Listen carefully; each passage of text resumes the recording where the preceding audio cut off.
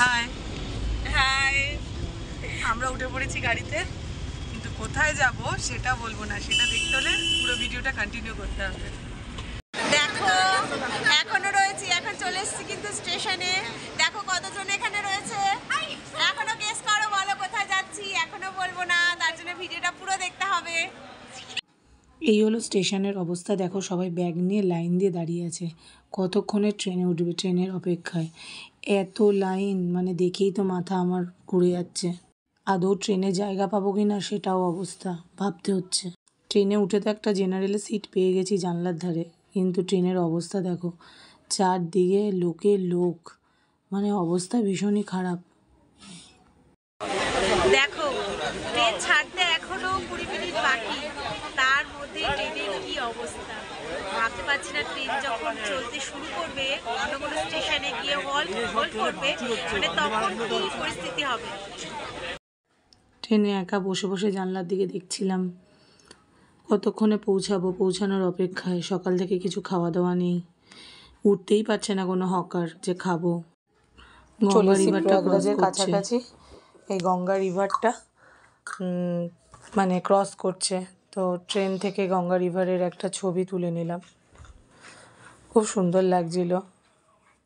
বেশ দেখে যেন চোখের ক্লান্তিটা দূর হয়ে গেল। ধীরে ধীরে প্রয়াগরাজ স্টেশনে ট্রেনটা ঢুকছে, প্রতীক্ষার অবসান। সেই 11:15 ট্রেনে উঠেছি, এখন বাজে প্রায় 1টা, দুপুর 1টা। প্রয়াগরাজ স্টেশনের আগে অনেকক্ষণ ট্রেনটা দাঁড়িয়েছিল। ট্রেন স্টেশনে ঢুকছে, এবার নামার পালা। খুব সুন্দর পরিষ্কার একটা স্টেশন। দেখো নেমে আমরা এবার ফুটব্রিজ দিয়ে হেঁটে বাইরের দিকে যাচ্ছি।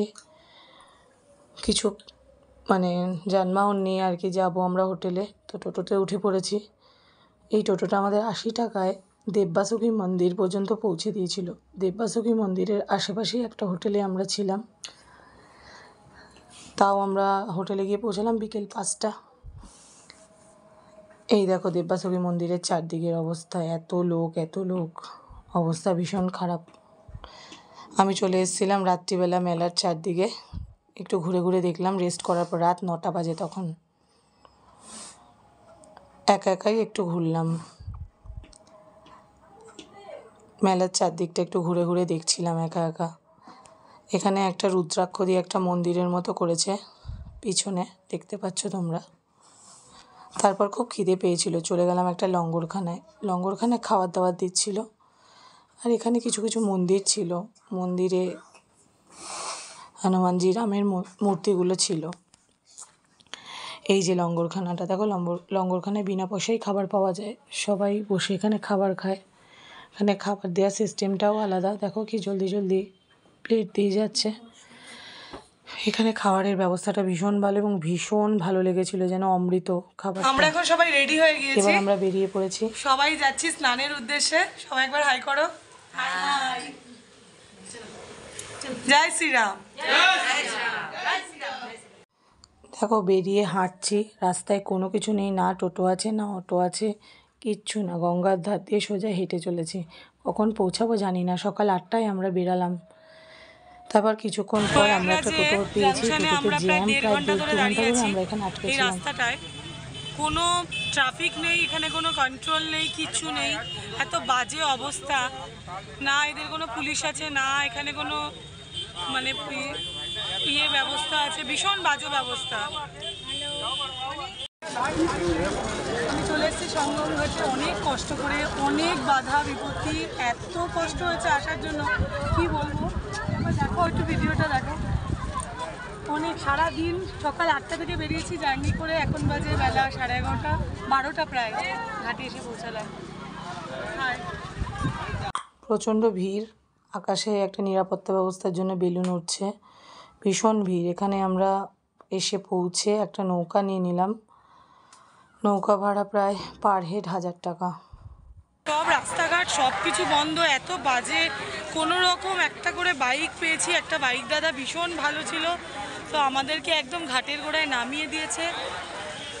এইভাবে অনেক সারাদিন জার্নি করে সকাল 8টা থেকে বেরিয়ে 12টায় আমরা পৌঁছতে পেরেছি। জানি না কখন স্নান করবো, দেখি আবার। তবে মনে খুব আনন্দ লাগছিল যে পৌঁছাতে তো পেরেছি অ্যাটলিস্ট, যেটার উদ্দেশ্যে এসছি। হাঁটা ছাড়া আর এখানে কোনো নেক্সট কোনো পথ নেই। তারপরে আমরা একটা বোটে চড়ে বসলাম, লাইফ জ্যাকেট পরে নিয়েছি, এবার চলছি বোটে করে সঙ্গমের উদ্দেশ্যে। নৌকাটা যে স্টার্ট দেবে আমরা বসে আছি, চলতে শুরু করেছে নৌকাটা। আমরা সবাই বসে বসে ভিডিও করছি, কতক্ষণে পৌঁছাবো তার অপেক্ষা এবং কতক্ষণে স্নান করব সেই অপেক্ষা করছি। অনেক কষ্ট করে সঙ্গমে পৌঁছেছি। এইটুকু জল দেখো, তোমাদের দেখাচ্ছি, এইটুকু আমার হাঁটু পর্যন্ত হয়নি জলটা। একটু ভেতরে যাব, দেখবো যে জলটা বেশি হয় কিনা, কারণ অ্যাটলিস্ট কোমর অবধি না হলে তো আমি ডুব দিতে পারবো না। তো চলো আবার পরের ভিডিওটা করবো, দেখি কী করা যায়। অ্যাটলিস্ট আমরা স্নান করে ফিরছি।